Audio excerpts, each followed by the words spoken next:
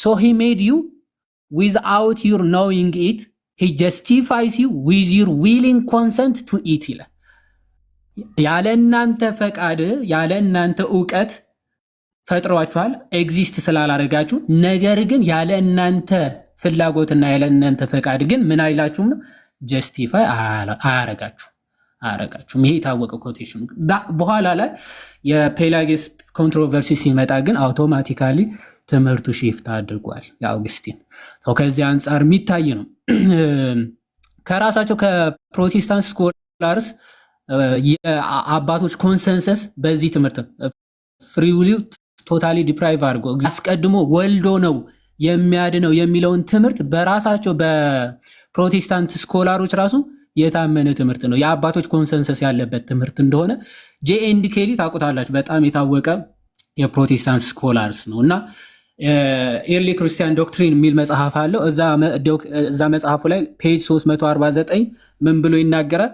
The Greek fathers with their insistence that man's free will remains intact and is the root of actual sinning ይላል።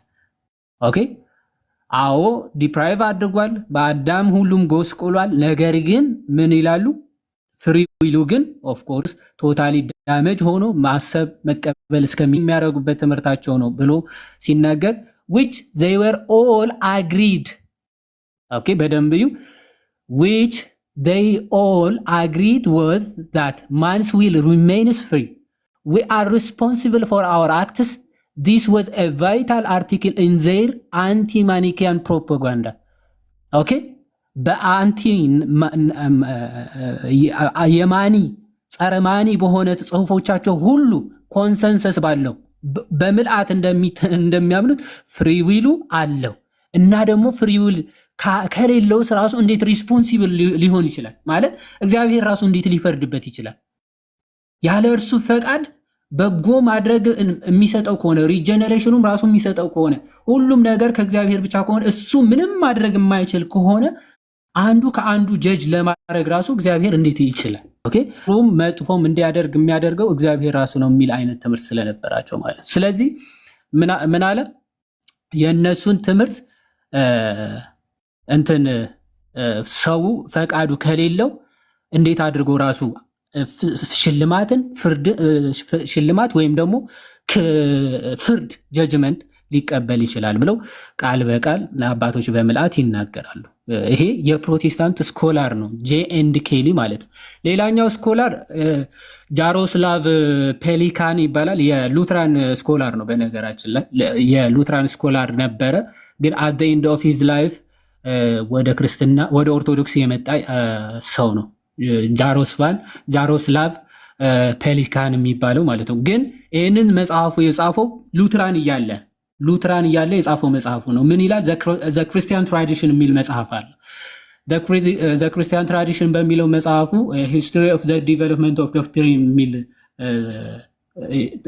ይሄ ዴቨሎፕመንት ኦፍ ዶክትሪን የሚባል ትምህርት አላቸው ፕሮቴስታንቶች። ያንን እንዴት ዲቨሎፕ እንዳደረገ ሲናገር በሚናገርበት ክፍሉ ማለት ነው ገጽ 283 ላይ እንዲህ ብሎ ይናገራል።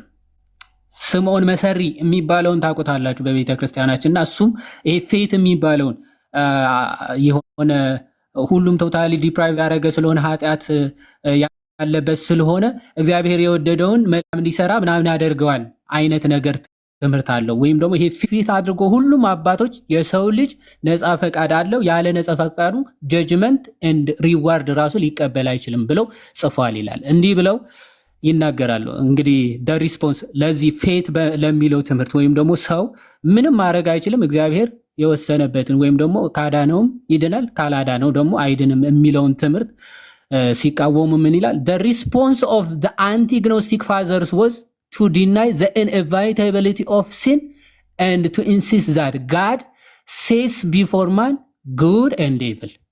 እግዚአብሔር በሰው ልጅ ላይ እንዲመርጥ ፈቃዱ ከመሆኑ የተነሳ በመጽሐፍ ቅዱስ ላይ I set before you before man ማለት ነው good and evil መልካሙንና ክፉን አስቀምጫለሁ እንደ ዘዳግም ምዕራፍ 30 ከቁጥር 15 እንደሚናገረው ማለት ነው። ላይፍ ኤንድ ዴዝ ህይወትና ሞትም ይኸው ከፊትህ አለ ብሎ እግዚአብሔር ተናግሯል። ዘን ይቀጥላ the entire order of discipline is arranged through percepts ይልና of God calls threatens and exhorts ይላል። ስለዚህ እግዚአብሔር ይጠራል ሰው ወዶ በገዛ ፈቃዱ ማለት ነው መልካሙን ወይም ደግሞ መልካም ነገርን ወይም ደግሞ ክፋትን ይመርጣል ያደርጋል። this could not be so if man were not free መልካሙም አለ ክፉም አለ ህይወትም አለ ሞትም አለ ብሎ ለእግዚአብሔር በሰው ፊት አስቀምጫለሁ ብሎ መናገሩ ምንም መምረጥ ለማይችልና ፈቃድ ለሌለው ሰው እንዲህ ብሎ እየተናገረ ከሆነ እግዚአብሔር ይላሉ አንቲ ግኖስቲክ ፋዘርስ ማለት ነው ጸረ ግኖስቲክ አባቶች በሙሉ ምን ብለው ይናገራሉ?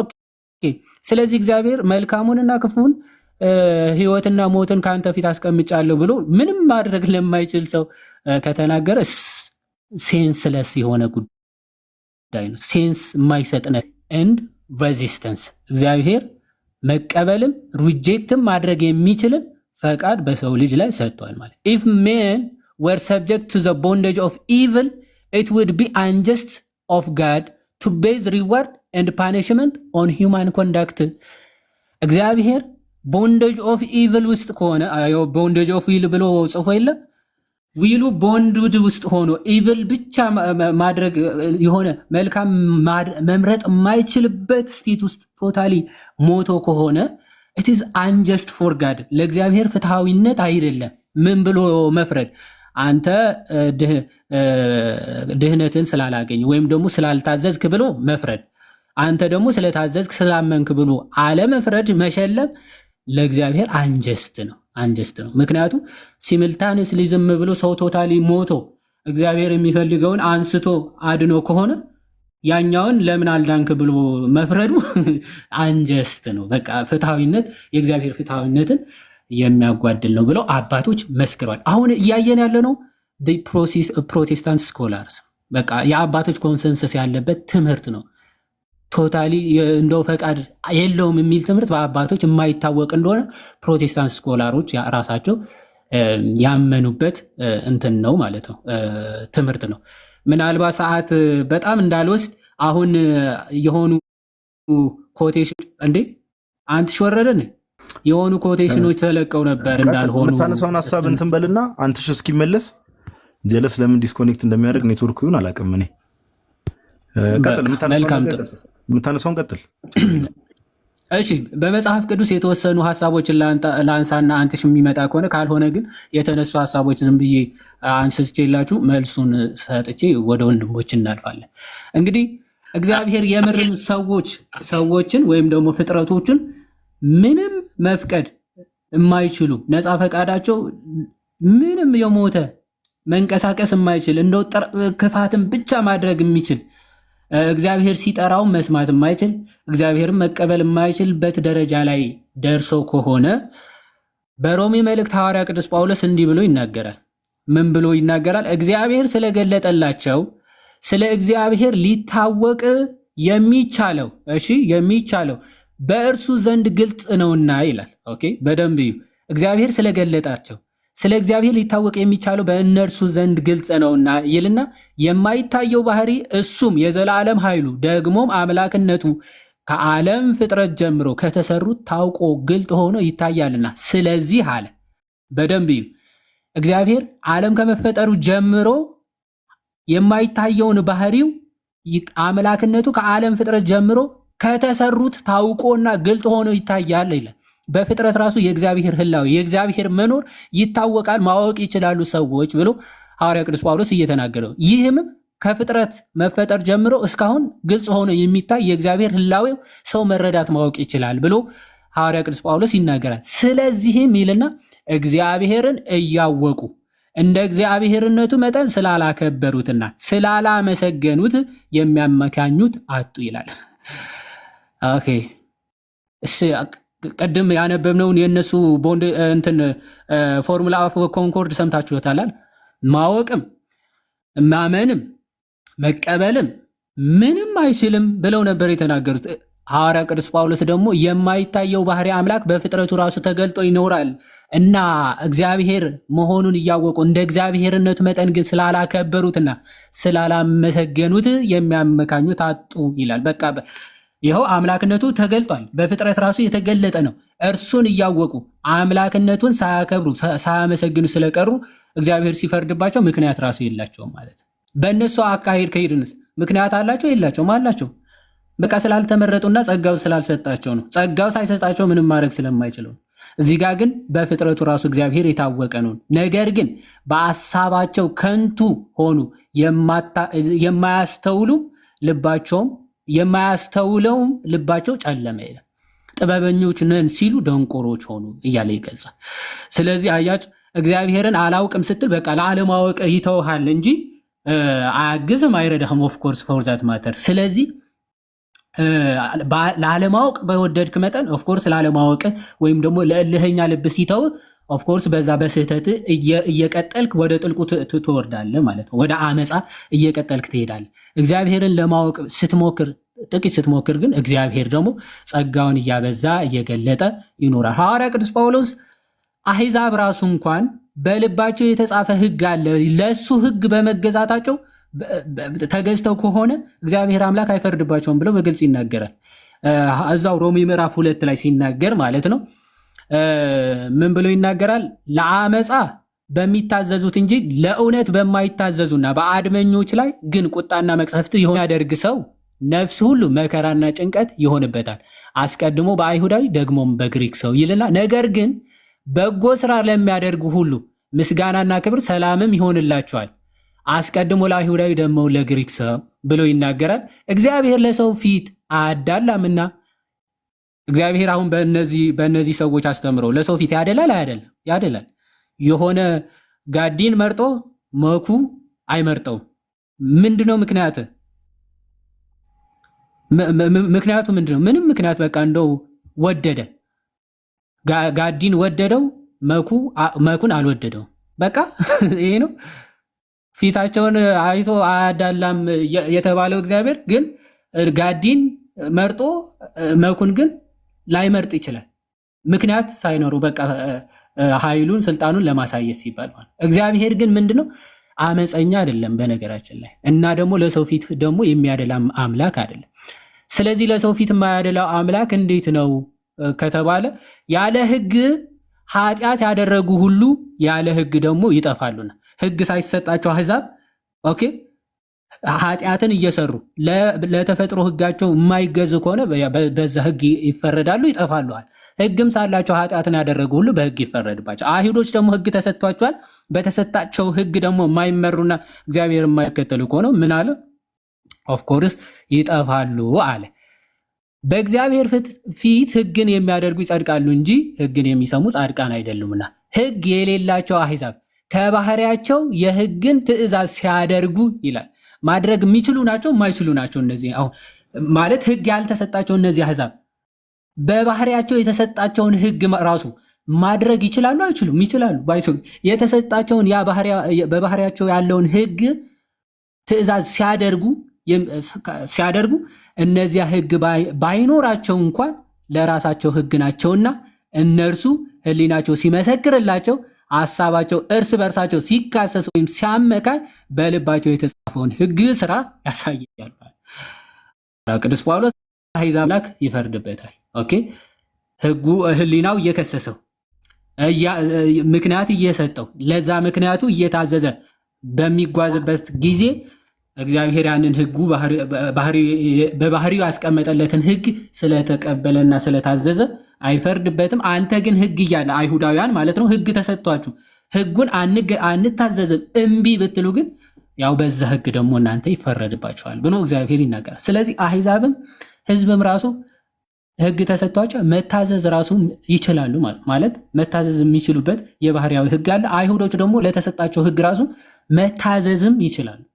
ኦኬ ታዘዙኝ የሚላቸው መታዘዝ ሳይችሉ እንደው እግዚአብሔር ለወቱ ስብሐትና ድራማ እየሰራ ሁላ የሚያስመስል ንግግር ማለት ታዘዙ ትእዛዜን ጠብቁ ሲል በቃ መጠበቅ የማይችሉ ሰዎችን ትእዛዜን ጠብቁ እያለ እየነገራቸው ነው የሚያስብል ትምህርት ማለት ነው። ከዛ አንጻር የሚታይ ነው። አይ ቲንክ አንትሽ መጥቷል። ሰዓት እንዳልወስድ መጽሐፍ ቅዱስና ሌሎች አባቶች ወንድሞች በስፋት ይሄዱበታል። እዚህ ጋር ግን እንደው ይሄንን ትምህርት ይደግፋሉ ተብለው የተጠቀሱ አባቶች አሉ። እና እነሱን የተወሰነ እስቲ የእነሱን ትምህርት ይደግፋል።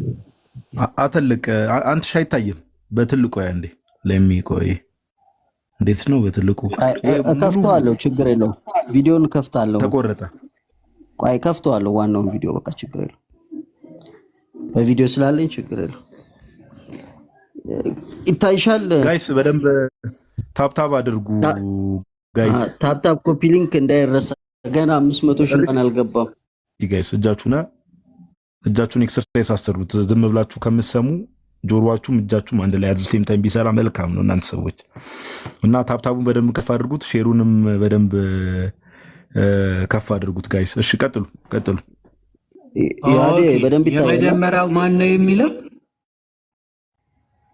የመጀመሪያ ጆን ክሪስቶም ሆሚሊ ዋን አድቨንትስ ይላል። ባይ ዘ ወይ ይሄ ጭራሽ የቅዱስ ዮሐንስ አፈወርቅ ጽሑፍ አይደለም። ኦኬ ለየት በኋላ ላይ ከሪፎርሜሽን መምጣት በኋላ የተጻፈ ነው እና ፕሮቴስታንቶች ዝም ብለው የሚያመላልሱት ጽሑፍ እንጂ የቅዱስ ዮሐንስ አፈወርቅ ጽሑፍ አይደለም። የመጀመሪያው ጭራሽ የቅዱስ ዮሐንስ ጽሑፍ ራሱ አይደለም። እንደውም ማስረጃ ሲታጣ እየጻፉ የቅዱስ ዮሐንስ አፈወርቅ ማለት ተጀምሯል። የቅዱስ ዮሐንስ ጽሑፍ አይደለም የመጀመሪያ። ሁለተኛው ማን ነው የሚለው? አንትሽ በርናርድ አይደል? ኖ እዛው ከቅዱስ ዮሐንስ አፈወርቅ ዝቅ ብሎ ያለው ሁለተኛ አረንጓዴ ወደዚያ አይታይም። ስሙ አይታይም። አዎ እንደዛ ሴንተር አድርገ ቤርናርድ አይደል? ቤርናርድ በጣም በሚገርም ሁኔታ እንደው እሱ ቤርናርድ ኦፍ ክላቫ 11ኛ 12ኛ ክፍለ ዘመን አካባቢ የነበረ አባት ነውና ኮንሰርኒንግ ግሬስ ኤንድ ፍሪ ዊል የሚል ጽሑፍ አለው። ሊትራሊ ኮንሰርኒንግ ግሬስ ኤንድ ፍሪ ዊል የሚል ጽሑፍ አለው እና እዛ ጽሑፉ ላይ ጭራሽ ሲነርጀቲክ የሆነ ትምህርት እንጂ ሰው ያለ ፍሪ ዊሉ አንድ የችን ላሳይና ኔክስት ፔጅ ታሳየናል። አንቺ ትልቁ ላይ አድርገኝ አንድ የቤርናርድ ጽሑፍን ላሳያችሁ። ኮንሰርኒንግ ግሬስ ኤንድ ፍሪ ዊል የሚል ጽሑፍ አለው እና መጀመሪያ ሲጀምር ጽሑፉ ምን ብሎ መሰላችሁ የሚጀምረው?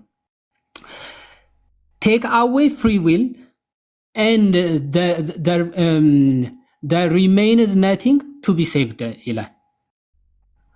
ነፃ ፈቃድን ካወጣን የሚድን ማንም የለም ይላል። take away grace and there is no means whereby it can be saved። ግሬስም ወይም ደግሞ ጸጋንም ካወጣን ምንድነው ሰው የሚድንበት ምንም ምክንያት የለም ወይም ደግሞ መዳን አይችልም ማለት።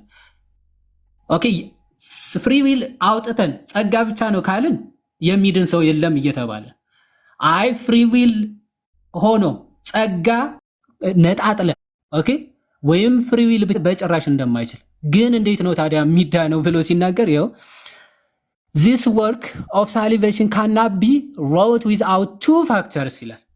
ድህነት ያለ ሁለት ምክንያቶች ሊፈጸም አይችልም ይልና the one that by which it is wrought ኦኬ አንድ ድህነቱ የሚሰራበት ማለት ነው የሚሰራበት which is that one to be which is to wrought አለና and the other that for which or in which it is wrought ይላል።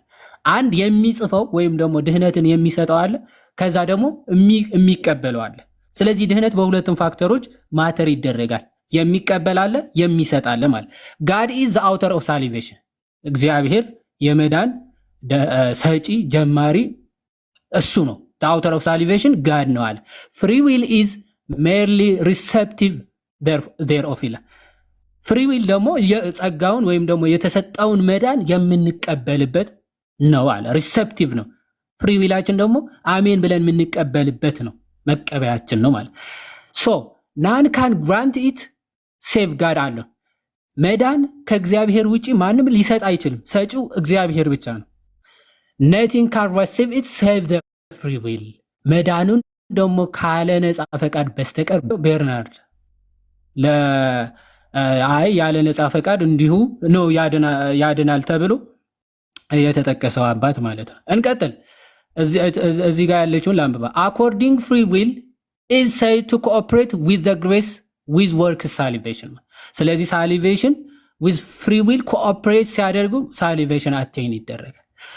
ኦኬ ፍሪ ዊል ካለ ጸጋ እግዚአብሔር ካለ በጸጋ በነፃ ፈቃዳችን ተጠቅሞ እግዚአብሔር አምላክ ደግሞ መዳኑን ይሰራብናል፣ እኛ ላይ ይሰራል ማለት። ኦኬ አውተር ኦፍ ዘ ሳሊቬሽን ጋድ ነው፣ ትክክል ነው።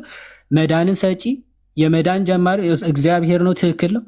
ግን እግዚአብሔር እንዲሰራብንና እንድንቀበለው የሚያደርገን ግን ነፃ ፈቃዳችን ነው። በርናንድ እንዲህ ብሎ ይናገራል። ኦኬ ዊዛውት ፍሪ ዊል የሚገኝ አቴን የሚደረግ ሳሊቬሽን በጭራሽ ሊኖር አይችልም። እሺ ዘ ኔክስት ፔጅ አንዴ።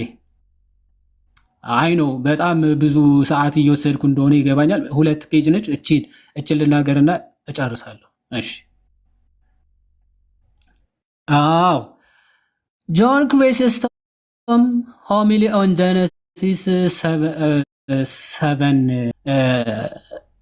ሆሚሊ 24 እና የፊልጵስዩስ መልእክቱ ሴርሞን 8 ላይ 2 ነው የተጠቀሱት። ባይዘ ጄኔሲስ 7 ምንድነው የሚለው እዚሁ ራሱ ዝም ብላችሁ የተጠቀሰውን ብታነቡት ራሱ ዊዛውት ፍሪ ዊል ያለ ነፃ ፈቃዱ የሚል ጭራሽ የለውም። እስቲ እናንብበው ትንሽ ራቅ አድርገው።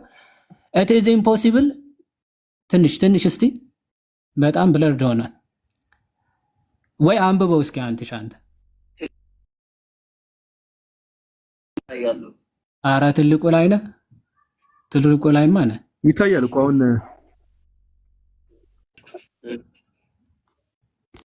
የሆነ ብዥ እንትን ነገር ስለሚል ብዬ ነው። እሺ ምን ይላል መሰላችሁ? ኢት ኢዝ ኢምፖሲብል ፎር አስ በቃ ባጭሩ ምን ይላል መሰላችሁ? መልካም ነገር ያለ እግዚአብሔር ጸጋ በራሳችን ልናደርግ አንችልም ነው የሚለው። ይሄ የእኛ ትምህርት አይደለም እንዴ? እኛ በራሳችን ያለ እግዚአብሔር ጸጋ እንዲሁ ዝም ብለን ነው የምንሰራው ብለናል እንዴ? ይባላል እንደዛ የሚል ክርስቲያን አለ እንዴ? ጭራሽ የለም እኮ።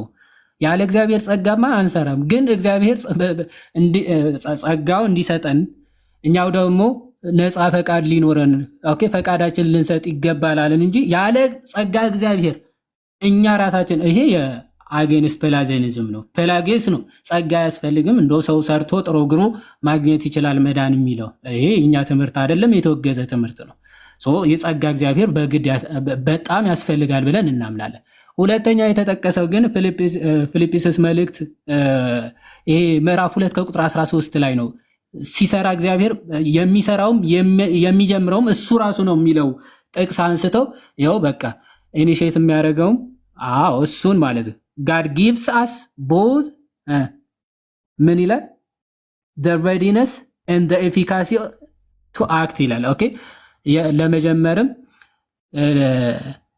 ለመስራትም እግዚአብሔር አምላክ ይሰጠናል ብሎ ሐዋርያ ቅዱስ ጳውሎስ የጠቀሰው ክፍል ነው። ቅዱስ ዮሐንስ አፈወርቅ የሚጠቅሰው ማለት ይሄ ክፍል የሐዋርያ ቅዱስ ጳውሎስ ጥቅስ ነው። ግን ቅዱስ ዮሐንስ አፈወርቅ እንዴት ነው የሚፈታው ነው? እንዴት ይፈታዋል?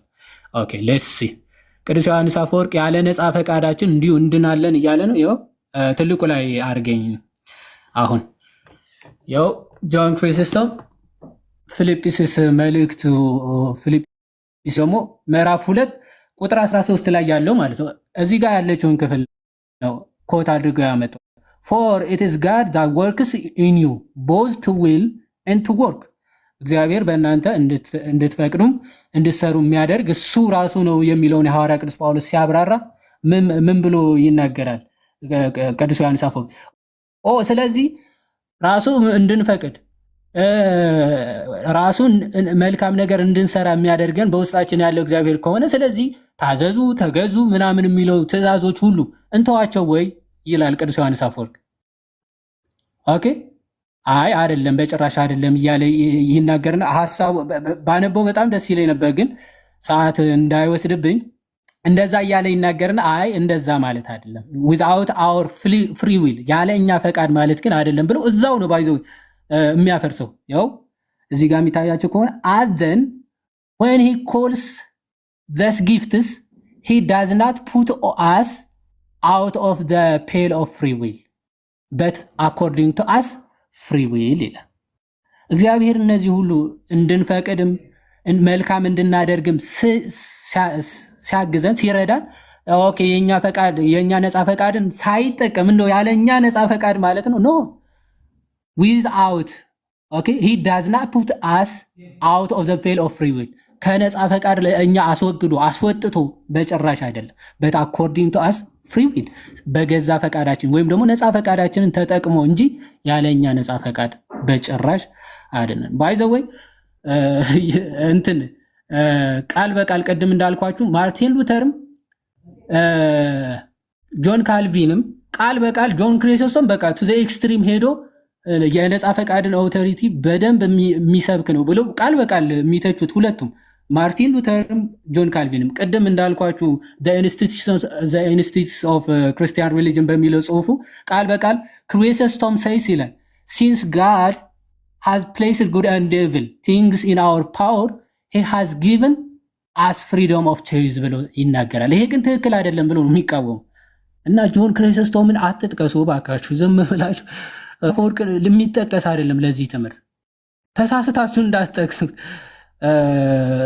ማለት በራሳችሁ ስኮላሮች ራሱ ጆን ክሪስቶስም እንዲህ ብሎ አስተምረዋል ብለው ነው የሚተቹት ማለት ነፃ ፈቃድን ያለ ነፃ ፈቃድ እግዚአብሔር አያድንም ብሎ ከሞገቱ አባቶች መካከል ቅዱስ ዮሐንስ አፈወርቅ ነውና እሱን ለመጥቀስ ስትሞክሩ በጣም ሼም ነው በተለይ እታች ትንሽ ያነበበ ሰው ሊሰማችሁ ይችላል ብላችሁ ብታወሩ መልካም ነው ብዬ አስባለሁ እግዚአብሔር ይስጥልኝ ስላበዛው ደግሞ በጣም ይቅርታ እግዚአብሔር ይስጥልኝ ዮሐድዬ ቃሎት ያሰማልን ብሮስኪ በጣም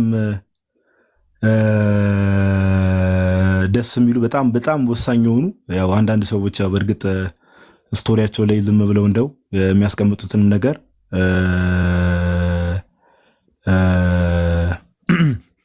ዝም ብለዋል አይደል ሶርሱን ሳያጣሩ በስርዓት ኬት እንደመጣ አውድ ሳይረዱ ኢቭን ሁላ የአንዳንድ አባቶች ትክክለኛ ጽሁፍ መሆኑን ሁላ ሳያጣሩ ፖስት ላደረጉ ሰዎች በጣም ደስ በሚል መልኩ ነው በጣም ደስ የሚል ሪፊቴሽን እግዚአብሔር በሚያውቀው ምንም አልበዛም ራሱ እግዚአብሔር በሚያውቀውና በጣም ደስ የሚል ሪስፖንስ ነው ቃልዮት ያሰማልን ብሮስኪ መጽሐፍ ቅዱስ ላይ የሚያነሳቸው ሐሳቦች አሉ እኔ የተወሰኑ ሐሳቦችም ቀጣይ ባነሳ ደስ ይለኛል እዚሁ ምንድነው ይሄ የተባለው ነገር ስፔሻሊ ከነጻ ፍቃድ ጋር ወይ ደግሞ በቃ እግዚአብሔር ነው በቃ እግዚአብሔር ነው የሰው ልጅ ሊትራሊ በቃ እንደ ሮቦት ነው የነዚህ ሰዎች ትምህርት እንደምታውቁት ኦኬ ሊትራሊ እንደ ሮቦት ነው ለምን ሰው እንዲያምንም የሚያደርገው ባይ ዲፎልት ሰው እንዲያምን ራሱ ከሰው የሚጠበቅ ነገር የለም ነው ምንም ሰው እንዲያምንም የሚያደርገው የዋዴ ቀደም አንድ የተናገረው ነገር አለ እግዚአብሔርን ምን ያደርጋል ጋይስ በደንብ አስተውሉ ኦኬ ይሄ ነገር እግዚአብሔርን የሚያፋልስ ትምህርት ነው እግዚአብሔርን ጀስት ጋድ ነው ልንለው አንችልም አንጀስት ነው ባይ ዲፎልት ኦኬ እግዚአብሔርን ፍትሃዊ አምላክ ነው ልንለው አንችልም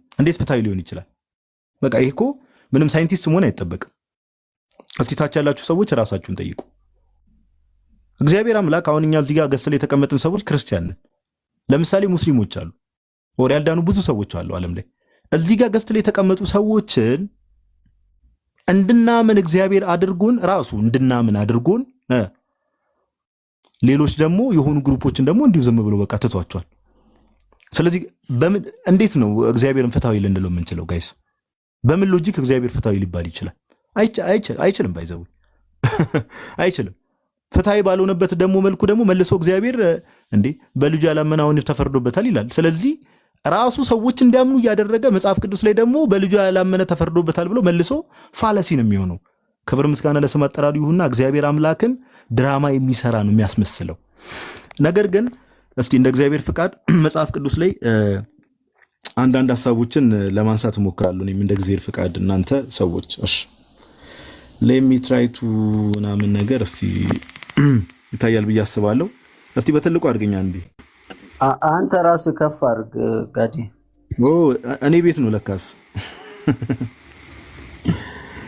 እሺ እንደው ያው እኛ ከምንቀበላቸው መጽሐፍት በእርግጥ እኛ ብቻ ሳንሆን የጥንት የቤተክርስቲያን አባቶች በሙሉ ኦኬ ኦልሞስት ሁሉም በሚባል ደረጃ ከሚቀበሉት መጽሐፍት ውስጥ አንዱ ምንድነው መጽሐፈ ሲራክ ነው እንደምታውቁት ኦኬ ይሰማናል ድምጽ አንተ ይሰማል በደንብ ይሰማል ኦኬ ድንገት መሃል በደንብ ትሰማለህ ኦኬ ምን ይላል መሰላችሁ በጣም ጥሩ መጽሐፈ ሲራክ ላይ ኦኬ ወይ ደግሞ ዘ ዊዝደም ኦፍ ሲራክ ላይ መጽሐፈ ሲራክ ምዕራፍ 15 ቁጥር 16 ላይ አንድ ቃል አለ አሁን ያው የነዚህ ሰዎች ትምህርት ምንድነው ቀደም የተነጋገርነው ነገር አለ በቃ ሰው ምንም ማድረግ አይችልም በቃ ይሄ ሞቷል ሲባል ሊትራሊ ሞቷል በቃ ምንም ነገር ማድረግ አይችልም ነገር ግን መጽሐፈ ሲራክ ምዕራፍ 15 ቁጥር 16 ላይ አንድ ቃል አለ እንደዚህ ይላል ሂ ኦኬ ሂ ማን ነው?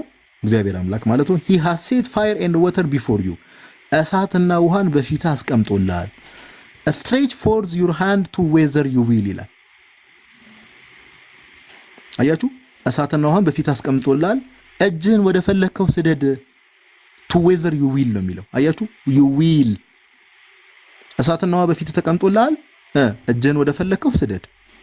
አሁን እንጠይቃቸው ይህንን ትምህርት የሚያምኑ ሰዎች ሰው ከወደቀ በኋላ ወይ ደግሞ ውድቀት ውስጥ ስላለ ምንም ነገር ማድረግ አይችልም። ምንም ነገር በተለይ ከእግዚአብሔር ጋር የሚገናኝ ነገር አሁን እሳትና ውሃ ሲባል እንደው አክቹአሊ የሚንተከተክ የሆነ እሳትና ወይ ደግሞ ውሃ እንደ ሃይላንድ የምንጠጣው ማለት አይደለም። ህይወትና ሞት ማለት ነው። እሳትና ውሃ በፊት ተቀምጦላል ማለት ህይወትና ሞት ማለት ነው። እጅን ወደ ፈለግከው ስደድ ይላል እግዚአብሔር አምላክ። ዊልም ይላል። አያችሁ የሰው ምንድነው ፈቃድ አለ፣ ከሰው የሚጠበቅ ነገር አለ። በእነዚህ ሰዎች ትምህርት መሰረት ግን ምንድነው ሰው ወደ ውሃም ወደ እሳትም እጁ መስደድ አይችልም። እግዚአብሔር ራሱ መጥቶ አንዱን ሰው እጁን ወደ ውሃ እንዲሰድ ያደርገዋል፣ ወይ ደግሞ ወደ ህይወት ማለት ነው። አንዱን ሰው ደግሞ ወደ እሳት እንዲሰድ ያደርገዋል። which is atrocious። እግዚአብሔር አምላክን እኛ የምናውቀው ይሄ ዮሐዴ ቅድም እንዳሳያችሁ እግዚአብሔር ለሰዎች ፊት አያዳለም የተባለው አምላክን ያንን ቃል ውሸት የሚያደርግ ኦኬ። ነገር ግን ይሄው to whether you will በቃ ወደ ፈቀድከው ስደድ እጅህን ተብሏል። ስለዚህ ሰው ከሰው የሚጠበቅ ነገር አለ። ከሰው ኤክስፔክቶችን አነሳለሁ። ወደ ብሉይ ኪዳን ተመልሼ አንዳንድ ጥቅሶችን አነሳለሁ። ጌታችን ኢየሱስ ክርስቶስ አንዴ ይቅርታ ጋይስ፣ ማቴዎስ ወንጌል ላይ ይሄ ጥቅስ በጣም በቃ ይሄ እንደዚህ አይነት ሐሳብ ለሚያነሱ ሰዎች ልባቸውን ከፍቶ ለሚሰሙ ሰዎች ራሱ በጣም መሰረታዊ ነገር ስለሆነ ማቴዎስ ወንጌል ምዕራፍ 23 ላይ አንዴ ይቅርታ እሺ እንዲህ የሚል ቃል አለ። በደንብ አስተውሉ። ጌታችን ኢየሱስ ነው እየተናገረ ያለው። ክብር ምስጋና ለስሙ አጠራሩ ይሁንና ኢየሩሳሌም ኢየሩሳሌም ሆይ፣ በደንብ አስተውሉ፣ ነቢያትን የምትገድል ወደ እርሷ የተላኩትንም የምትወግር። ጌታችን ነው እየተናገረ ያለው። ዶሮ ጫጩቶቿን ከክንፎቿ በታች እንደምትሰበስብ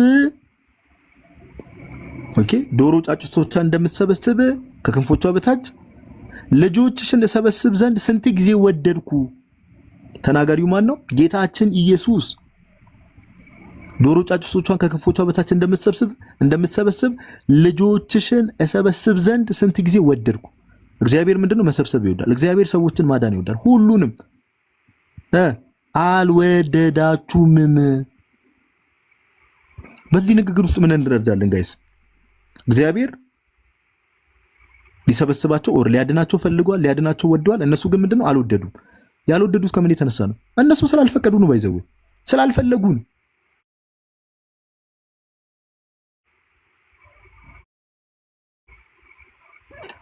ስላልወደዱ ነው። ቢወዱስ ኖሮ ይቀበሉት ነበራ። አያችሁ፣ እነሱ ናቸው ያልወደዱት። ያልወደዱት እነማን ናቸው? ይሄው ጌታ እንደተናገረው አልወደዳችሁምም፣ አልወደዳችሁም እያላቸው። ቢወዱስ ይቀበሉት ነበረ። ስለዚህ እጃቸውን ወደ እሳትም ወደ ውሃም የመስደድ አቅም ነበራቸው፣ ወይ ደግሞ የመምረጥ አቅም ወይ ደግሞ አክሰፕት የማድረግ አቅም የሰው ልጅ ነበረው ማለት ነው። አቅም አለው። የኮምፕሊትሊ ሞቷል ወይ ደግሞ ደቋል። ምንም አይነት ነገር ማድረግ አይችልም። ይሄ ነም ነው የሚባል አይነት ስቴት ላይ እንዳልሆነ ግልጽ ነው። አልወደዳችሁም አላቸው ጌታችን። ቢወዱስ ኖሮ ጌታችን ኢየሱስ ክርስቶስን ይቀበሉት ነበር። እርሱ ወደዋላ። ስንት ጊዜ ወደደ ጌታ? ስንት ጊዜ ወደድኳል? በተደጋጋሚ ስንት ጊዜ ወደድኩ፣ እናንተ ግን አልወደዳችሁም አላቸው። ጥቅሱን ስጠይቁኝ ለነበራችሁ ማቴዎስ ወንጌል ምዕራፍ 23 ቁጥር 37 ላይ ኦኬ። ማቴዎስ ወንጌል ምዕራፍ 23 ቁጥር 37 ላይ ቁጥር 37 ላይ። ስለዚህ አልወደዱም እነሱ። ስለዚህ ፍቃድ አላቸው። ቢወዱ ኖሮ ኦፍ ኮርስ አሁን ይሄንን በእነዚህ ሰዎች ትምህርት ስናመጣው ምን ይሆናል መሰላችሁ? እግዚአብሔርን አሁንም ክብር ምስጋና ለስም አጠራሩ ይግባውና እግዚአብሔር የሆነ ድራማ እየሰራ ነው የሚመስለው። እንደው ምን አይነት ድራማ? ቀድሞ የሆኑ ሰዎችን እግዚአብሔር አምላክ ራሱ ልባቸውን ሄዶ እንዲያምኑ የሚያደርገው ሆኖ መልሶ ግን እግዚአብሔር ምን ይላቸዋል? አይ እኮ እኔ ብዙ ጊዜ ሊያድናችሁ ሞክሬ ነበር ግን አልወደዳችሁም እናንተ ይላቸዋል። ነገር ግን እነዛ ሰዎች ምንም ማድረግ እንደማይችሉ እያወቀ እግዚአብሔር አልወደዳችሁም እያላቸው ነው። እንደው ድራማ ነው ይሄ፣ ድራማ ነው። ድራማ ነው ባይዘው ኦኬ ልክ ድራማ መውደድ የማይችሉትን አይደለ አልወደዳቸውም ተብሎ አሁን ባይነሰሲቲ መውደድ የማይችሉ አካላትን ስላልወደዳችሁ ነው ብሎ መክሰስ ልክ እንትን እንደማለት እኮ ነው። አንድ ማየት የማይችል ሰው ፀሐይን ስላላየ በቃ ትቀጣለህ። ምን እውር ነው። ስለዚህ እንዴት ያያል? ማየት አይችልም እኮ የራሱ ችሎታ አይደለም ማየት አለማየት ማለት። እነዚህ ሰዎችም መውደድ የማይችሉ ሆነው ስላልወደዳችሁ ብሎ እየተቆጣቸው ከሆነ ሃው ጀስቲስ ፍትሃዊነት ራሱ ፍትሃዊ እንዴት ራሱ ሊባል ይችላል? ያ ኤግዛክትሊ እግዚአብሔርን ቃል ያሰማል ነው ያለው። እግዚአብሔርን እንደው በተደጋጋሚ ቃሉን ተጠቀምነው ድራማ እየሰራ ነው የሚመስለው። እግዚአብሔር አምላክ ይቅር ይበለንና እግዚአብሔር ኦኬ። ስለዚህ ይሄ ነገር እግዚአብሔርን የሚያፋልስ ነገር ነው፣ ከመጽሐፍ ቅዱስ ትምህርት ጋር የሚጋጭ ነገር ነው። ከዛ ባለፈ አሁን ይሄ ከጌታችን ጋር ጌታችን ኢየሱስ ማቴዎስ ራእይ 22 ላይ አንድ ጥቅስ ላሳያችሁ። ራእይ 22 ላይ እንደዚህ ይላል፣ መንፈሱና ሙሽራይቱም ና ይላሉ፣ የሚሰማም ና ይበል፣ የተጠማም ይምጣ፣ የወደደም የሕይወት ውሃን እንዲሁ ይውሰድ ይላል። አያችሁ ምን ያለ? የወደደ ዊል ያደረገ ማለት ነው። የወደደ ኦኬ፣ የወደደም የሕይወትን ውሃ እንዲያው ይውሰድ። እንግሊዝኛውን ሄዳችሁ ብትመለከቱት ምንድነው? ዊል ነው። እነዚህ ሰዎች ግን ምንድነው መውደድም አይችሉም። ኦር የሆነ ወደ ኮሜንት ላይ ያለው ነው ኦኬ፣ ምንም እንትን የላቸውም። በቃ they cannot do anything እግዚአብሔር ነው በቃ መጥቶም ልባቸው ላይ እምነት የሚጨምረው ምንም የሚለው ምንድነው? እግዚአብሔር ነው። ስለዚህ they cannot do anything። ነገር ግን ጌታ ምን አለ? የወደደም የሕይወት ውሃን እንዲያው ይውሰድ። ዊል የሚያደርግ ማለት ነው። ኦቨርኦል እግዚአብሔር አምላክ መጽሐፍ ቅዱሳችን ላይ ምንድነው ፍላጎቱ የሚለው ነገር በጣም መሰረታዊ ነገር ነው። ይሄ በጣም ብዙ ጊዜ ተናግረናል ጋይስ። እግዚአብሔር አምላክ ምንድነው ፍላጎቱ? እንደው አሁን እነዚህ ሰዎች እንደሚስሉት እነዚህ አካላት እንደሚስሉት እግዚአብሔር አምላክ እንደው የሆኑ ግሩፕን ሄደው እምነታቸው የሆነ እምነት ልባቸው ውስጥ ጣል እያደረገ ከዛ የሆኑ ሰዎችን ደግሞ እንደዛ ነው እግዚአብሔር አምላክ የምር አይደለም። ኦኬ መጽሐፍ ቅዱሳችን በግልጽ ስለዚህ በግልጽ ይናገራል። እግዚአብሔር አምላክ በግልጽ አንድ ሁለት ጥቅሶችን ሰጣችኋለሁ። ኦኬ አንደኛ ጢሞቴዎስ ምዕራፍ 2 ላይ ሁሌም እንደምንናገረው አንደኛ ጢሞቴዎስ ምዕራፍ 2 ከቁጥር 1 ጀምሮ እንግዲህ እግዚአብሔርን በመምሰልና በጭምትነት ሁሉ ጸጥና ዝግ ብለን እንድንኖር ልመናና ጸሎት፣ ምልጃ፣ ምስጋናም ስለ ሰዎች ሁሉ ስለ ነገስታትና ስለ መኳንንትም ሁሉ እንዲደረጉ ከሁሉ በፊት እመክራለሁ አለ ጳውሎስ። እሺ ሰዎች ሁሉ ሊድኑና እውነትን ወደ ማወቅ ሊደርሱ በሚወድ በእግዚአብሔር በመድኃኒታችን ፊት ምን በሚወድ ማን ሁሉ? ሰዎች ሁሉ ሊድኑና እውነትን ወደ ማወቅ ሊደርሱ በሚወድ በማን? በእግዚአብሔር በመድኃኒታችን ፊት። መልካምና ደስ የሚያሰኝ ነው። እግዚአብሔር ሰዎች ሁሉ እንዲድኑ ይፈልጋል። አዎ ይፈልጋል። ሰዎች ሁሉ እውነትን ወደ ማወቅ እንዲደርሱ ይፈልጋል። አዎ ይፈልጋል። ኦኬ እነዚህ ሰዎች ግን ይመጡና የእነዚህን ሰዎች ቴዎሎጂ ትምህርት ስንመለከት እግዚአብሔር ሰዎች ሁሉ እንዲድኑ ይፈልጋል። አዎ ይፈልጋል። ነገር ግን ሰዎች ሁሉ እንዲድን የሚፈልገው እግዚአብሔር የሆኑ ሰዎችን ደግሞ ይሄድና እነሱ እንዲድኑ እምነት ልባቸው ላይ ይጨምራል፣ ሌሎቹን ይተዋቸዋል። ኦኬ ፋላሲ ተመልከቱ። እግዚአብሔር ሰዎች ሁሉ እንዲድኑ ይፈልጋል። ፕሪሚስ ዋን አዎ እውነት ነው፣ ፋክት ነው። ከዛስ እግዚአብሔር ደግሞ የሆኑ ግሩፖች ላይ ሄዶ በልባቸው እምነት ይጨምራል። እነሱ ምንም ማመንም ስለሚችሉ ምንም ኮኦፐሬት ማድረግ ስለማይችሉ እምነት ይጨምራል። ሰዎች ሁሉ እንዲድኑ እግዚአብሔር ይፈልጋል። መልሶ ደግሞ ሰዎች የሆኑ ግሩፖችን እግዚአብሔር ሄዶ እምነት በልባቸው ይጨምራል። የሆኑ ግሩፖች እንዲድኑ እግዚአብሔር ይመርጣል። አይጋጭም ጋይስ? እስቲ ኮሜንት ላይ ይጋጫል አይጋጭም? ክላሽ ያደርጋል። ይባይዘው በሚገርም መልኩ ነው ክላሽ የሚያደርገው። ጳውሎስ ግን እንዳይመቻመች አድርጎ ነው ሰዎች በሌላ መልኩ እንዳይረዱት። እግዚአብሔር ሰዎች ሁሉ እንዲድኑ የሚፈልግ አምላክ ነው። ኦኬ አምላክ ነው። ለዛ ነው አንደኛ ጢሞቴዎስ ምዕራፍ 2 ቁጥር 3 ነው ያዙት። ለዛ ነው ባይዘው ቅዱስ ዮሐንስ ወንጌላዊ ዮሐንስ ወንጌል ምዕራፍ 3 ላይ ለዛ ነው እንዲህ ብሎ የተናገረው። ኦኬ እንዲህ ብሎ የተናገረው ለዛ ነው። ዮሐንስ ወንጌል ምዕራፍ 3 ቁጥር 16 ላይ እኛ የምናመልከው አምላክ የምንገዛለት ጌታም ይሄ ጌታ ነው። በእርሱ የሚያምን ሁሉ በእርሱ የተባለው ማነው? በኢየሱስ ክርስቶስ የዘላለም ሕይወት እንዲኖረው እንጂ እንዳይጠፋ እግዚአብሔር አንድያ ልጁን እስኪሰጥ ድረስ ዓለሙን እንዲሁ ወዷልና።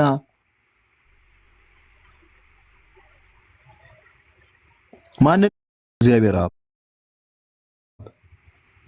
እነዚህ ሰዎችስ እግዚአብሔር ዓለሙን እንዲሁ ወዷል፣ ነገር ግን ደግሞ መልሰው ደግሞ ለሆኑ ግሩፖች ሄደው እምነት ነገር ምንም ማድረግ ስለማይሉ ኦኬ፣ ምንም ፍቃድ ስለሌላቸው ኮኦፕሬት ምንም መልካም ነገር ማድረግ ስለማይችሉ የሆኑ ሰዎችን ሴሌክት አድርጎ ልባቸው ላይ እምነት ጨምሯል እያሉን ነው። ይሄን በምንም ከመጽሐፍ ቅዱስ ላይ ከምናውቀው አምላክ ጋር የሚጋጭ ትምህርት ነው። የሚጋጭ ኦኬ፣ የሚጋጭ ትምህርት፣ ቃል በቃል የሚጋጭ ትምህርት። እኛ የምናውቀው እግዚአብሔር እንደዚህ አይነት እግዚአብሔር አይደለም። አንድ ጥቅስ ልጨምራላችሁ እዚህ ሐሳብ ላይ ሁለተኛ ጴጥሮስ ላይ ባይዘው ይሄ የመጽሐፍ ቅዱሳችን ትምህርት ስለሆነ ሁለተኛ ጴጥሮስ ላይ ምዕራፍ 3 ቁጥር 9 ላይ እንደዚህ የሚል ቃል አለ። እንዲህ ይላል፣ ለአንዳንዶች የሚዘገይ እንደሚመስላቸው ጌታ ስለ ተስፋ ቃሉ አይዘገይም፣ ነገር ግን ሁሉ ወደ ንስሐ እንዲደርሱ እንጂ ማንም እንዳይጠፋ ወዶ ስለ እናንተ ይታገሳል ይላል። አያችሁ፣ ምን ማንም እንዳይጠፋ። አሁን 3 ጥቅሶች ተመለከትን አይደል? 3 ጥቅሶች ኦኬ፣ 3 ጥቅሶች ተመለከትን። ከቀደም ጀምሮ ያየናቸው ነገሮች ዋዲ የሚያነሳቸው ነገሮች 3 ጥቅሶች ተመለከትን። እግዚአብሔር አምላክ ሰዎች ሁሉ እንዲድኑ የሚፈልግ አምላክ እንደሆነ አንድ፣ እግዚአብሔር ዓለሙን እንዲሁ ወዷል። ዓለሙን ሲባል ዓለም ላይ ያሉ ሰዎችን በሙሉ እንዲሁ ወዷል። ዊዛውት ኤኒ ፕሪኮንዲሽን ወዷል። እግዚአብሔር አምላክ ይወዳል ሁሉም። ለምን? የእጆቹ ፍጥረት ናቸው። ሁሉም ባይዘው ማንም ሰው ሆነ አሕዛብ በሉት ማን በሉት እግዚአብሔር አምላክ ሁሉም የእጆቹ ፍጥረት ናቸው። ሰዎች ሁሉ እንዲድኑ ይፈልጋል። ዓለሙን እንዲሁ ወዷል። እግዚአብሔር ማንም እንዲጠፋ አይፈልግም። እነዚህ ሰዎች ግን ይመጡና አይ የሆኑ ሰዎች ላይ ልባቸው ላይ እምነት ይጨምራል። የሆኑ ሰዎችን ሴሌክት አድርጎ እነዛ ሰዎችን እንዲድኑ በቃ ቀድሞ ወስኗል ኦር ቀድሞ መርጧቸዋል ይሉናል። እኛ እንደዚህ አይነት አምላክ አናውቅም። ፎር ኖሌጅ እና ፕሪዴስቲኔሽን የሚባለው ነገር በእኛ ቤተክርስቲያን የተለያዩ ነገሮች ስለሆኑ ኦኬ። አንድ የመጨረሻ ጥቅስ ላንሳላችሁና እጨርሳለሁ እኔ ኦኬ።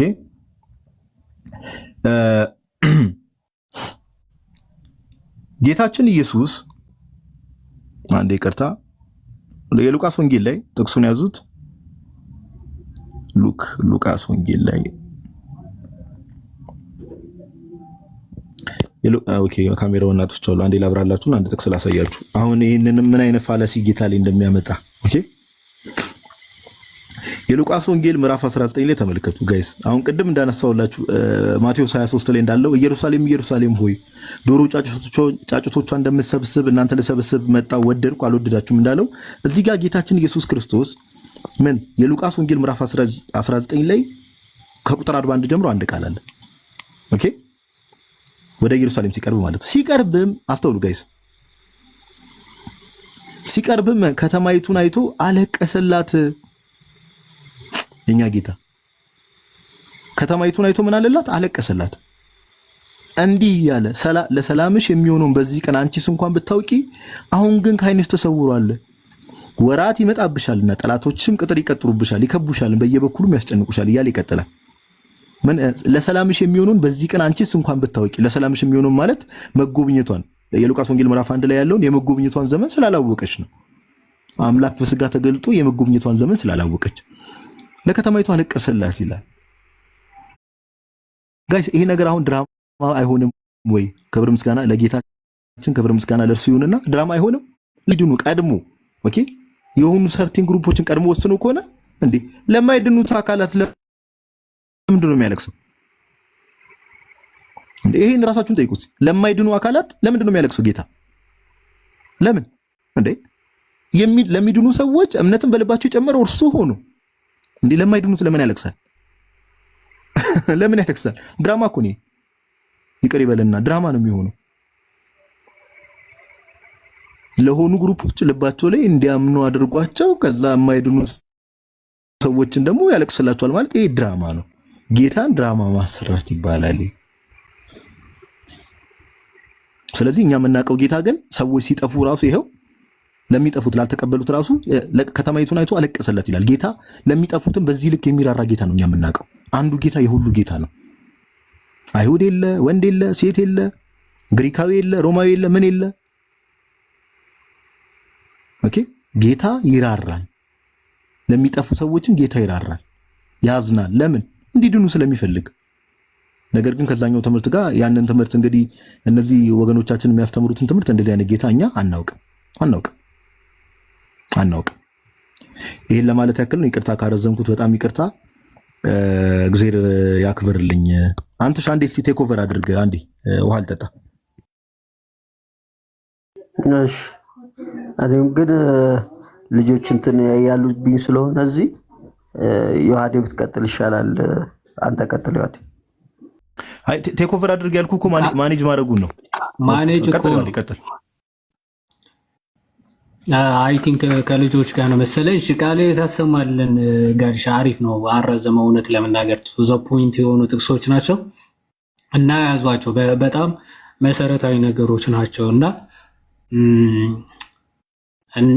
አሁን በደንብ አስተውል። አጋዲ ሲናገር ስለኛ አምላክ አይደለም እነሱ እንደሚሉት የምርም ከሆነ እግዚአብሔር እንደዚህ ብሎ የተናገራቸው ነገሮች ሲምስ በቃ የሆነ አክቲንግ ነው የሚመስለው።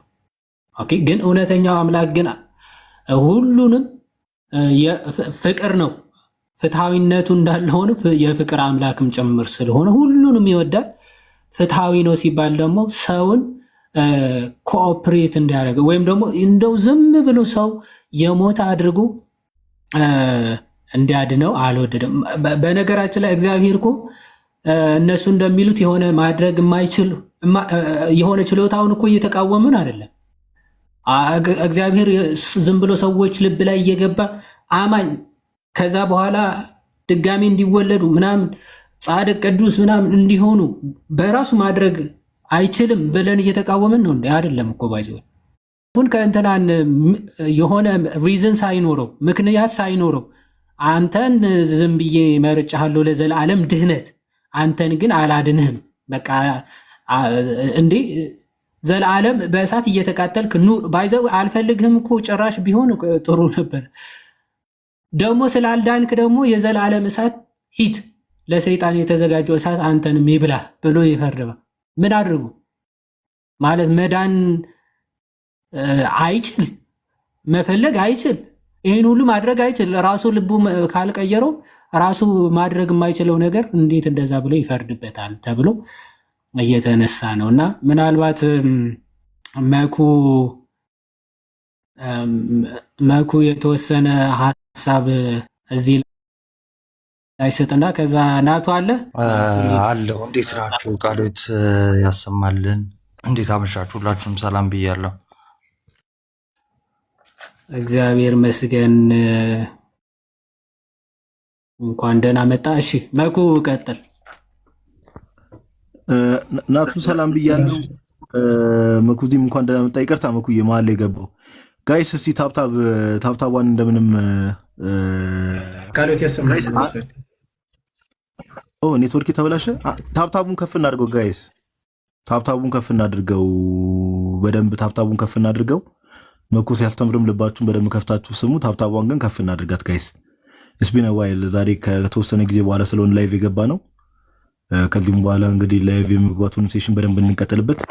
እንደዛ እናድርግ። ሪስትሪክሽን እያመጣ ስለሆነ ነው። መኩዚ መልካም ቃሎት ያሰማልን። ጋዲ ዮሐድም ብዙ ነጥብ ተነስቷል። እንግዲህ ማለት ያልተነሳ ያው የተወሰነ እንትን ለማንሳት ብቻ ነው። እሱ ምንድን ነው?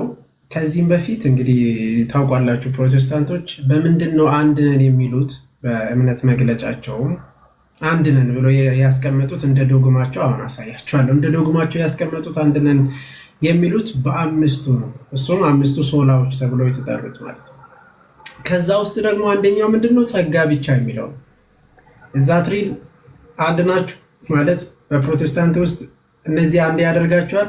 ስለዚህ ይህንን መልእክትን ለካውንስሉ አድርሱልን ማለት የሚሰሙት ፕሮቴስታንቶችም ሆነ ክርስቲያኖች ሼር አድርጉላቸውና አደርሱልን። አንዴ ላንብብላችሁ በእምነት መግለጫቸው ያስቀመጡትን ማለት ነው። አንድ ነን ብሎ ይታያል። እሺ መልካም።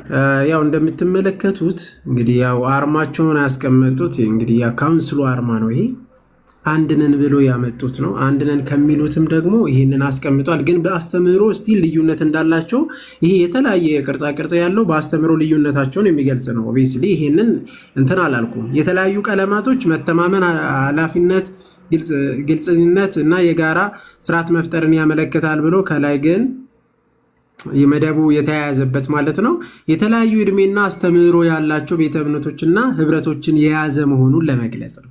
ኦብቪስሊ ይታወቃል ማለት ነው ያው የተለያየ አስተምህሮ እንዳላቸው። ግን ደግሞ ዛት ሪል ማለት በዶግማቸው አንድ ናቸው። እዚህ ጋር ስንመጣ በዶግማቸው ደግሞ ምን ይላሉ መሰላችሁ? በዚህ መሰረት ካውንስሉ አምስቱ ተመልከቱት፣ አምስቱ ብቻዎችን በመባል የሚታወቁትን መጽሐፍ ቅዱስ ብቻ፣ ክርስቶስ ብቻ፣ በጸጋ ብቻ፣ በእምነት ብቻና በእግዚአብሔር ክብር ብቻ እንዲሁም ከእነርሱ ጋር የሚጠቀሱ የአማኞች ሁሉ ክህነት የተባለው አስተምህሮ ይቀበላሉ። ዛትሪ ማለት አሁን እኮ ምንድነው ጥያቄው? ብሬክ ዳውን ሲደረግ እነዚህ ቃላቶች አዎ ፕሮቴስታንቶች እምነት ብቻ ሊሉ ይችላሉ፣ ጸጋ ብቻ ይላሉ። ጴንጤቆስጣልም እንደዛ ይላል፣ ሉተራንም እንደዛ ይላል፣ ካልቪኒስትም እንደዛ ይላል፣ ሌሎች ሪፎርሚዶችም እንደዛ ይላሉ። ልክ ነው፣ እንደዛ ይላሉ፣ ብቻ ይላሉ። ግን ብሬክ ዳውን ሲደረግ እያንዳንዱ ትምህርት አንድ ናቸው ወይ? አንድ አይደለም። ጸጋ ብቻ በሚለው አንደኛው ምንድነው የሚያምነው? አዎ ጸጋ ከእግዚአብሔር ነው፣ ግን we have to confirm የሚለው ወይም ደግሞ ያንን እምነትን ምላሽን ይፈልጋል ብሎ ያምናሉ ጴንጤቆስጣሎች። እነዛ ደግሞ ቶታል ዲፕራቪቲ ስለሚያምኑ ሰው ምን ማድረግ አይችልም፣ ማመን እንኳን አይችልም። እምነቱን ራሱ የሚፈጥርለት እግዚአብሔር ነው፣ እንዲያምን የሚያደርገውም እግዚአብሔር ነው በግድ። ቀድም አንስቷል እንግዲህ ዮሐድም ጋዲም አንስቷል። ስለዚህ ጸጋ ብቻ ይላሉ፣ ግን በጸጋ አንድ ናቸው? አንድ አይደሉም። ሶላና ሶሎም መጽሐፍ ቅዱስ ብቻ ይላሉ፣ ግን በመጽሐፍ ቅዱስ ብቻ በሚለው ራሱ መሰረታቸው አንድ ነው? አንድ አይደለም።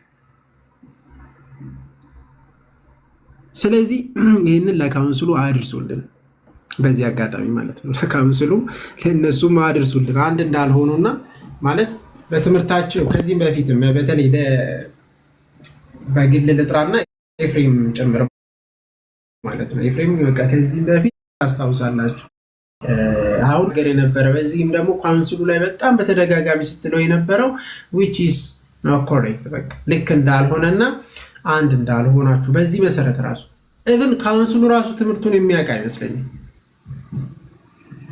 በፕሮቴስታንት ውስጥ ያላችሁ የፕሮቴስታንት ፓስተሮችም ይሄንን ማለት ዋናዎች የሚባሉት ራሱ ይሄንን በደንብ ያው የሚያውቁትና የሚያስተውሉ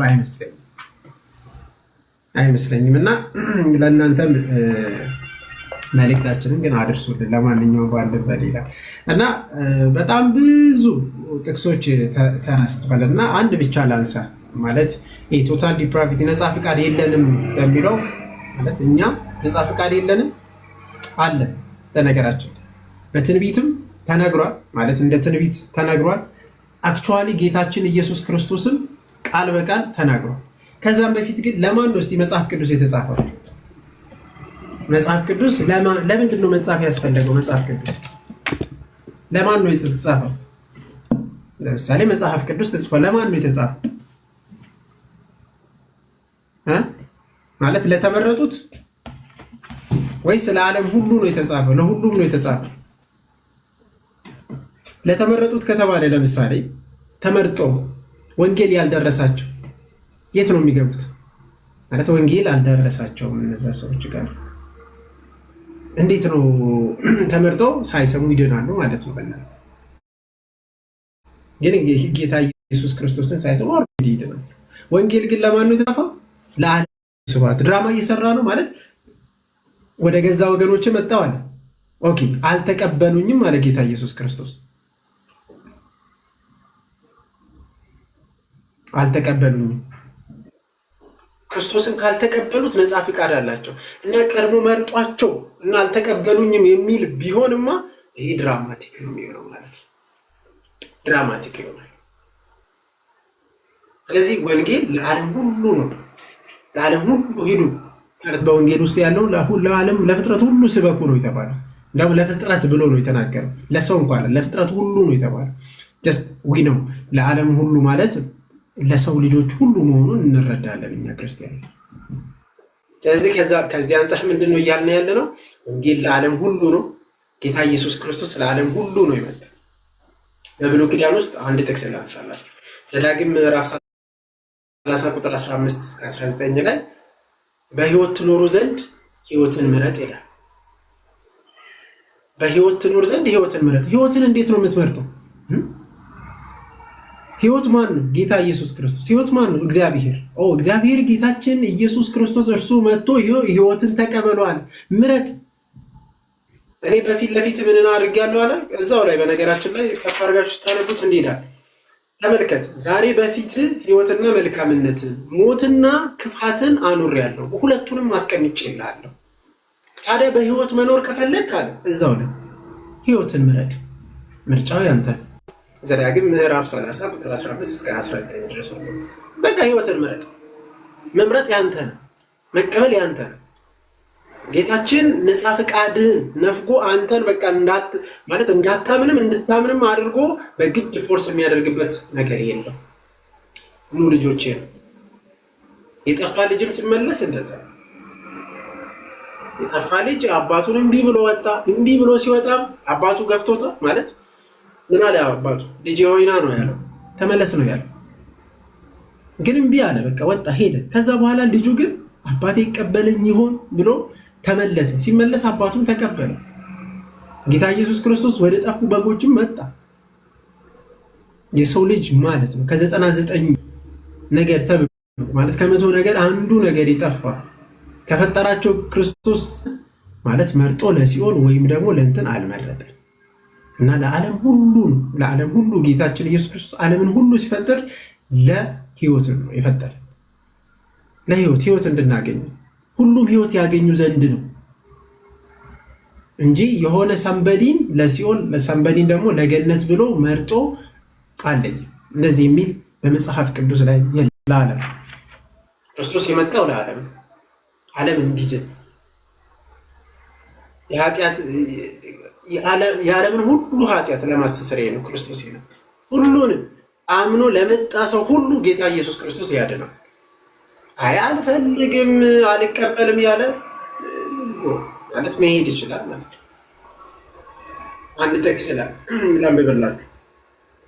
ራዕይ ምዕራፍ 3 ቁጥር 20 ላይ እንዲህ ይላል ጌታ ኢየሱስ ክርስቶስ ስለ ጌታችን በራዕይ እንግዲህ ዮሐንስ ጽፍ እንዲህ ይላል ጌታ ኢየሱስ ክርስቶስ ቃል በቃል የተናገረን ይሄን ነው። በደጅ ቆሜ አንኳኳለሁ፣ በደጅ ቆሜ አንኳኳለሁ። ማንም ድምፄን ቢሰማ መስማት ከኛ ነው። ማንም ድምፄን ቢሰማ ደጁንም ቢከፍትልኝ፣ ደጁን መክፈት የማን ነው? ቢከፍትልኝ አለ። እኔ ከፍታለሁ ነው ጌታ ኢየሱስ ክርስቶስ ነው። ደጁንም ቢከፍትልኝ ወደ እርሱ እገባለሁ። በቃ ድምፁን ቢሰማ እግዚአብሔር ሰዎች ድምፁን የክርስቶስን ድምፅ ቢሰሙ ይቀበላል። ቢሰማ ወደ ህይወት ይመለሳል፣ ይድናል። መምረጥም አለመምረጥም ይችላል ማለት ነው።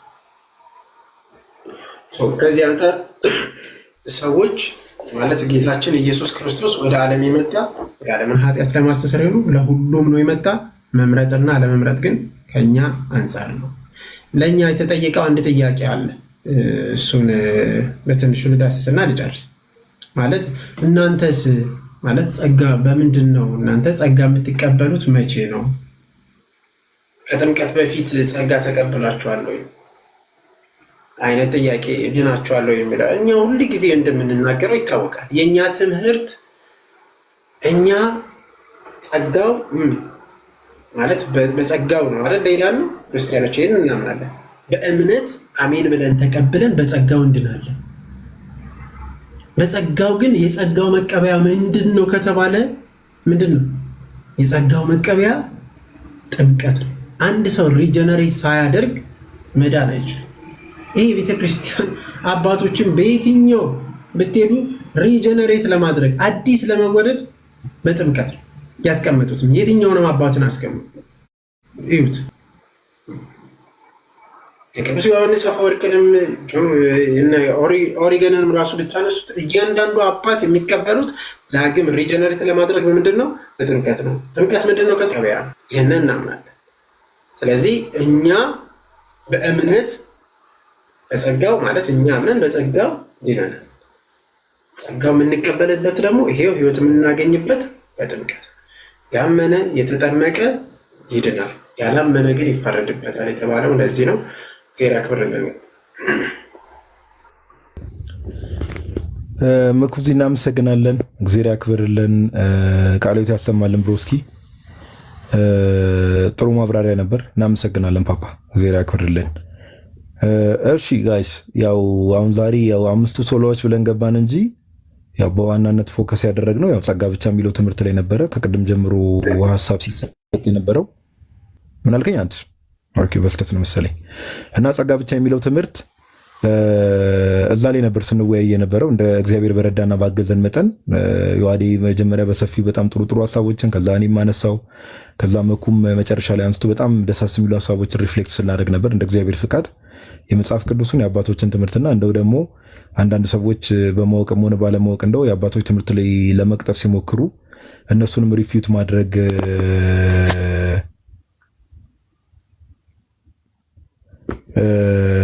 ግድ ስለነበረ በዛ መልኩ ነገሮችን አዲስ አድርገናል። ያው ከ2 ሰዓት ጀምሮ ኦልሞስት ላይቭ ነበር እንደምታውቁት። ሜቢ እዚህ ጥያቄ ላይ ወይ ደግሞ ይህንን እምነት ያለው ሰው ካለ ወይ ደግሞ ስፔሻሊ የሉትራኖችን የሪፎርምዱን ሳይድ ይህን እምነት ያለው ሰው ካለ ሰው ምንም ከሱ የሚጠበቅ ነገር የለም። ላይክ በቃ ሙት ነው፣ ላይክ ሊትራሊ ሮቦት ነው እና እግዚአብሔር ነው በቃ ባይ ዲፎልት እንዲያምንም የሚያደርገው እግዚአብሔር ነው አይነት እምነት ያላችሁ ሰዎች ወይ ደግሞ ሰው ነፃ ፍቃድ በተለይ ወደ ህይወት ለመምጣት ነፃ ፍቃድ የለውም፣ ያን ኬፐብል አይደለም፣ ከእግዚአብሔር ጋርም ኮኦፐሬት ማድረግ አይችልም ብላችሁ የምታምኑ ሰዎች ካላችሁ ገዝት መላክ ትችላላችሁ። ካልሆነ ያው ነገ በዓል ስለሆነ ዛሬም ሰው በዓል ላይ ስለዋለ መዝሙራችንን ሰምተን እኛ ላይቭን የሚጨርስ ይሆናል። ግን ጥያቄ ያላችሁ ሰዎች 1 ቁጥር ወይ ደግሞ ይሄን እምነት የምታምኑ ሰዎች ገብተን ማውራት እንፈልጋለን የምትሉ ሰዎች 1 ቁጥር መጻፍ ትችላላችሁ። እድል ስጥ። ምናልባት ጋዲ እስኪገቡ የሆነ አጭር የጆን ካዚያንና የግሪጎሪ ኦፍ ታቴቭ ሀሳብ አለ።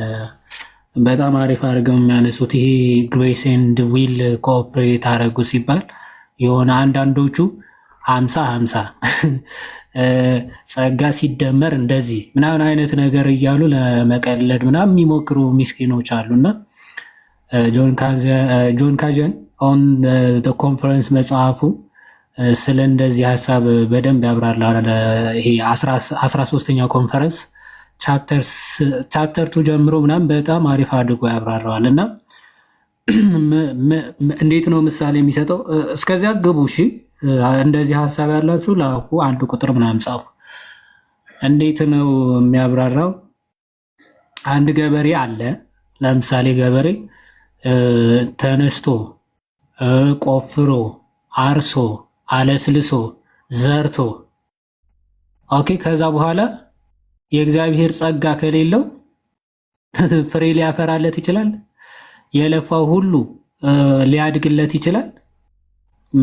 ምንም ሊያመጣ አይችልም። ዝናብ እግዚአብሔር አዝንቦ ፀሐይ አውጥቶ አብስሎ አሳድጎ እግዚአብሔር ካልባረከለት በስተቀረ ምንም ከራሱ ምንም ሊያመጣ አይችልም። ይሄ ሰው ማለት ነው። ወጥቶ ዝም ብሎ እንደው ስለለፋ ስለወጣ ስለወረደ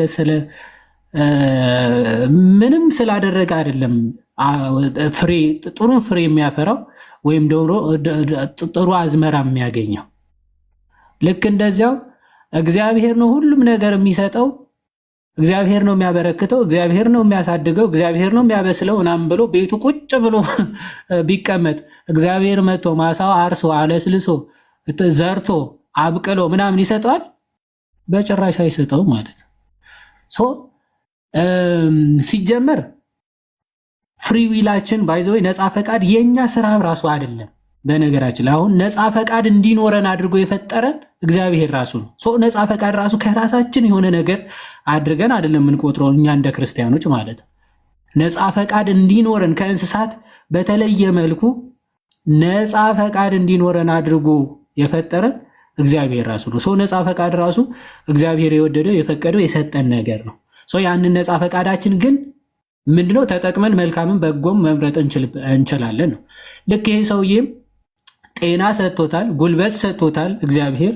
ያንን የተሰጠውን ጤናና ጉልበት ተጠቅሞ ግን ምን አርሶ አለስልሶ ዘርቶ ጊዜውን ጠብቆ ሲሰራ እግዚአብሔር አምላክ ደግሞ በጸጋ በበረከት በማሳደግ በማፍራት ይባርከዋል ማለት ነው። ከዚህ አንጻር እንደው ስራው ራሱ የኛ ነው ብላችሁ እንዳትመኩ። ኦኬ ጉልበትም የሚሰጥም ጤና የሚሰጥም እሱ ነው ብሎ ይናገራል። ሰውም እንደዚያ ነው። እኛም ኮኦፕሬት እንድናደርግ እግዚአብሔር ጸሎት እንድንጸልይ የሚፈልገው ከኛ የሚፈልገው ነገር ስላለ ነው። እንደው እግዚአብሔር ሳንጸልይ የምንፈልገውን አውቆ ማድረግ መስጠት ምናምን ይችላል። አይችልም? ይችላል። ግን የኛ ድርሻ ይፈልጋል። እግዚአብሔር ድርሻችንን ይጠብቃል። በጸሎት እንድንጠይቅ እንድንለምን ይፈልጋል። ልክ ሰዎች ማድረግ የሚችሉትን እግዚአብሔር እንዲያደርጉ ይፈልጋል። ከኛ አቅም በላይ የሆነው ግን እሱ ነው የሚያደርገው ማለት ልክ በአልዓዛር መቃብር እንደምናስታውሰው። ኦኬ መግነዝ መፍታት ሰዎች ማድረግ የሚችሉት ነው። መቃብር መክፈት ሰዎች እንደዛ ማድረግ የሚችሉት ነገር ነው። ሙትን ማስነሳት ግን እግዚአብሔር ብቻ ነው የሚያደርገው። ስለዚህ ሰዎቹን ምን አለ? መቃብሩን ክፈቱ፣ አልዓዛር ተነሳ ብሎ አስነሳው። ያው መግነዙን ደግሞ ፍቱ። እግዚአብሔር ዊሉ ኮኦፕሬቲቭ ወይም ደግሞ የኛ ስራ ይፈልጋል። የእመቤታችንም እንደዚያ ነው። እመቤታችንም ለነገረ ድህነታችን ክርስቶስን ስትቀበል አድር ያለው ብሎ በቃ አልተጸነሰም።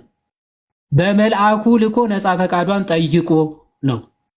እግዚአብሔር ዝም ብሎ ያለ ነፃ ፈቃዳችን ዳውንሎድ አድርጎ ወይም ደግሞ ዝም ብሎ የሚጨንብን እንዳልሆነ ይናገራል። ግሪጎሪ ኦፍ ታቴቭም ቡክ ኦፍ ኮሽንስ እችን ብቻ ተናግረ የለም አይ ቲንክ መሰለኝ ሰው እንጨርሳለን መዝሙራችንን ሰምተ ግሪጎሪ ኦፍ ታቴቭም ልክ የእግዚአብሔር ግሬስ ልምነት ላይት ወይም ደግሞ የፀሐይ ብርሃንን አድርጎ ይጠቅስና የሰዎች ፈቃድ ደግሞ አስ ኤ ላይት ኦብጀክት እና ኦፒክ ኦብጀክት ብሎ ይጠቅሳቸዋል። አሁን አንዳንዶቹ ሪጀክት ሊያደርጉት ይችላሉ። ልክ ሐዋርያት ሥራ ላይ እንደተጻፈው ማለት ነው። መዳናችሁ ለእኛ አይገባንም ብላችሁ በራሳችሁ ፈቃድ እምቢ ካላችሁ ግን መዳን ከእናንተ ተወስደው ይሄ ሐዋርያት ሥራ ምዕራፍ 13:46 ላይ አለ አይደል? መዳናችሁ ከገፋችሁትና የዘላለም ሕይወት እንዳይገባችሁ በራሳችሁ ከፈረዳችሁ ግን ወደ አሕዛብ እንሄዳለን እንደሚለው በገዛ ፈቃዳቸው ኦፒክ የሆነ ኦብጀክት አሁን ላይቱ ኦልሬዲ መጥቷል ወደ እሱ አይደለ? ላይቱ ወደ እርሱ ይመጣል። ግን ኦፒክ ከሆነ ወይም ደግሞ የሆነ ብሎክ አላሳልፍም ብሎ ብሎክ የሚያደርግ ከሆነ በቃ ላይቱ አያልፍም። አስገድዶት ፔኔትሬት አድርጎ ሰንጥቆ ምናምን አያልፍም። ላይት የሆኑ መስታወት ምናምን አይነት የሆኑ እቃዎች ደግሞ ላይቱ ፔኔትሬት አድርጎ ያልፋል አይደለ? ልክ እንደዚያ ነው። የሰው ነፃ ፈቃደኛ ከሆነ የእግዚአብሔር ብርሃን መብራቱ በልቡ አልፎ ጸጋውን እንዲሰራበት ያደርገዋል። እምቢ ብሎ ሪጀክት ካደረገውስ ያንን ጸጋ በቃ ጸጋ እግዚአብሔር ይተዋል። በክፉ ምኞቱ ልክ ሮሜ ምዕራፍ 1 እንደተናገረው ለክፉ ምኞታቸው ይተዋቸዋል። በኃጢአት ላይ ኃጢአት እየሰሩ የዲያብሎስ ባሪያ ሆኖ እንዲጸኑ ያደርጋቸው ይሆናሉ ማለት ነው። ከዚህ አንጻር የሚታይ ነው ለማለት ነው። አይ ቲንክ ጋዲ የሚገባ ያለ አይመስለኝም።